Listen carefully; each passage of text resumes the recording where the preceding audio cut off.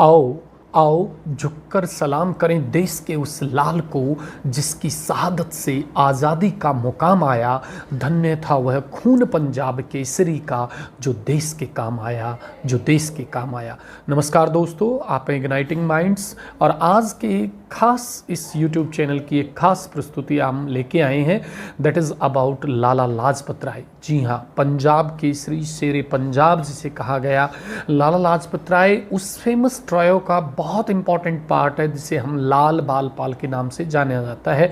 Means Hindustan की modern Indian history के और फ्रीडम मूवमेंट के उन चुनिंदा क्रांतिकारियों में से हैं, उन चुनिंदा देशभक्तों में से हैं जिन्होंने अपनी जान न्योछावर देश के लिए की, भारत माता के लिए की और जिसकी वजह से हमें आज़ादी मिली। दोस्तों 28 जनवरी 1965 को दूधी के गांव मोगा ज़िले के पंजाब के, उस समय का जो पंजाब था, जो ज्वाइंट पंजाब था, वहाँ पे जन्म लेते हैं एक उर्दू टीचर अग्रवाल जी के यहाँ। जी हाँ, राधा कृष्ण अग्रवाल जो उर्दू के टीचर थे और उनके फादर, उनका लगातार ट्रांसफ़र होता रहता था। बचपन जो लाला जी का था वो बचपन चाहे वो जगराओं में, उसके साथ फिर रेवाड़ी में उनका ट्रांसफ़र इनके फादर का होता है, रेवाड़ी में आते हैं, अर्ली एजुकेशन रेवाड़ी में होती है, रोहतक हिसार। मीन्स कि आज का जो वर्तमान हरियाणा है इसके इम्पोर्टेंट सेंटर हैं रेवाड़ी, रोहतक, हिसार। यहाँ पे इनका बचपन बीतता है, यहीं पे एजुकेशन होती है। हायर एजुकेशन की बात है, ये LLB करते हैं, लॉ करते हैं लाहौर कॉलेज से, गवर्नमेंट कॉलेज लाहौर। और जब गवर्नमेंट कॉलेज लाहौर में 1880 के दौर में ये होते हैं, उसी समय ये आर्य समाज के प्रभाव में आते हैं और भक्त हंसराज का एक विशेष प्रभाव इनके ऊपर होता है, स्वामी दयानंद सरस्वती का विशेष प्रभाव होता है, उस आइडियोलॉजी का विशेष प्रभाव होता है। अपने 1906-07 के लेटर्स में भी ये मेंशन करते हैं कि I am highly against the caste system, I am highly against a system which is prohibiting the lower caste to go with the study of Vedas और the ancient creatures and all. As a whole, if we talk about Lala Lajpat Rai was a great social reformer of India. He was highly against casteism, पर्दा system, child marriage और अपने lectures में, अपने विभिन्न भाषणों में, अपनी किताबों में, और वो एक बहुत अच्छे जर्नलिस्ट भी रहे। अपने संपादकीय में, अलग अलग न्यूज़पेपर्स में, अलग अलग मैगजीन्स में वो हमेशा भारत की सामाजिक कुरीतियों के खिलाफ लड़ते हैं। दोस्तों 1914 में जब गांधी जी 1916 में आते हैं, उससे 2 साल पहले लाला जी डिसाइड कर लेते हैं कि he has left his profession, और वो जो LLB के बाद जो लॉ का जो प्रोफेशन था, वकालत थी, उसको छोड़ के ये भारत की आज़ादी के लिए अपना सर्वस्व त्याग देते हैं। ये अमेरिका जाते हैं, ब्रिटेन जाते हैं, यूरोप के बहुत सारे देशों में विजिट करते हैं और वहाँ पे जाके इसमें USA में तो जाके पर्टिकुलरली न्यूयॉर्क में होम रूल लीग की स्थापना करते हैं।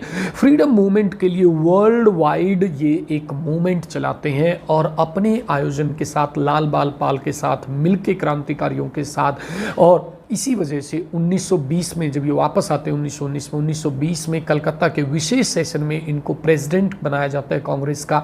और एट द सेम टाइम लाला जी को जब भी कोई बात बुरी लगती थी, गलत लगती थी, he was very much vocal about that one. और लाला लाजपत राय जिसे शेरे पंजाब के नाम से जाना जाता है। दोस्तों 1920 का जब नॉन कॉपरेशन मूवमेंट चलता है और जब चौरी चौरा इंसिडेंट के बाद इसे वापस लिया जाता है गांधी जी के द्वारा, तो Lala ji was one such person, he was against this decision basically and he gave his own logical points.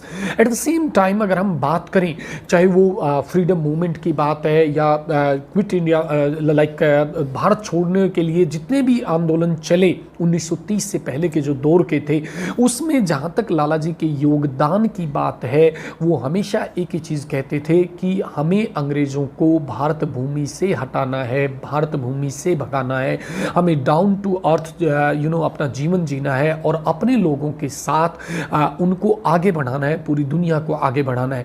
दोस्तों इसके साथ साथ जो सबसे बड़ा नाम लाला जी का आता है वो साइमन कमीशन के विरोध के टाइम पे आता है। 1928 में साइमन कमीशन भारत में आता है, 3 सदस्यीय commission, all white commission. It was highly opposed by Congress, it was highly opposed by all sections of the political parties in India and Lala ji was very much vocal about it. Punjab में इसके खिलाफ जबरदस्त विरोध होता है। 30 अक्टूबर 1928 को लाला जी इसका लगातार विरोध कर रहे हैं। वहाँ पे उस समय जो SP जेम्स स्कॉट वहाँ पे SP का काम करते हैं और ASP जॉन P सैंडर्स, और लाठी लाठी चार्ज होता है और लाला जी के लाठी चार्ज की वजह से लगातार इनको टारगेट किया गया, लगातार इनकी रिवोल्यूशनरी मूवमेंट की वजह से, क्रांतिकारी आंदोलन में लगातार भूमिका की वजह से, इससे पहले भी इनको मांडले बर्मा में भेजा गया था, इससे पहले भी इनको जेल में रखा गया 1921-22 में।